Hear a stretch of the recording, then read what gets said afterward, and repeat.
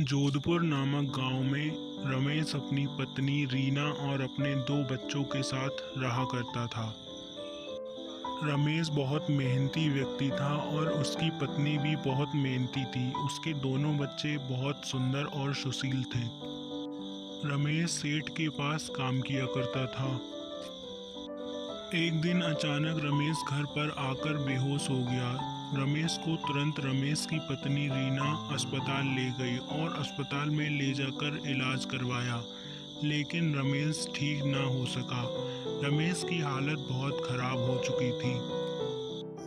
Doctor, क्या रमेश की हालत अब ठीक है? क्या वो सही हो सकता है? अगर नहीं हो सकता है तो मुझे बता दो। नहीं रीना जी, अब आप रमेश को घर ले जाइए और घर पर ले जाकर उनकी खूब खुशामद कीजिए, क्योंकि वो अब नहीं बचेंगे। अगले दिन रमेश की अचानक मृत्यु हो जाती है। इस बात से उसके घरवाले बहुत ज़्यादा परेशान हो चुके थे। माँ, पापा की मृत्यु के बाद अब दादी की तबीयत भी बहुत ज़्यादा बिगड़ने लगी है। बताओ अब हम क्या करें? बेटा, तुम्हारे पिताजी की मृत्यु के बाद मेरे पास तो एक भी पैसा नहीं है जो मैं दादी का इलाज करवा पाऊँ। 2 दिन बाद रीना की सासू की मृत्यु भी हो गई थी। अब रीना ज़्यादा परेशान रहने लगी थी, क्योंकि उसके घर में कोई भी बड़ा नहीं बचा था। रीना के घर में अब राशन भी खत्म हो चुका था, केवल थोड़ी सब्जी ही बची थी। माँ, मेरे लिए आज कुछ बाहर का खाना है। क्या आप मेरे लिए कोई थोड़ा सा एक बर्गर बना दो?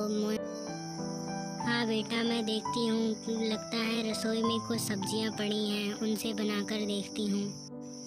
थोड़ी ही देर बाद रीना ने अपने दोनों बच्चों के लिए और खुद के लिए एक बर्गर बना लिया था।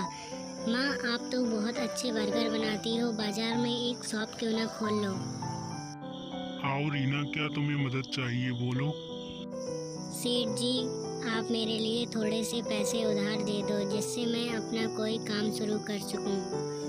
आप तो जानते हैं कि मेरे पति की मृत्यु हो गई है। रीना, मैं तुम्हें पैसे तो उधार दे दूं, लेकिन तुम्हें मेरे पैसे जल्दी ही वापस करने होंगे, क्योंकि मुझे किसी और को भी देने हैं। रीना बाजार से सारा सामान लेकर घर आ जाती है।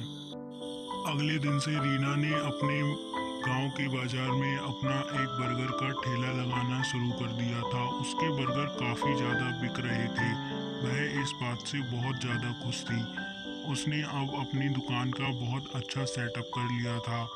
वह बहुत खुश रहने लगी और उसने अपने लिए एक घर भी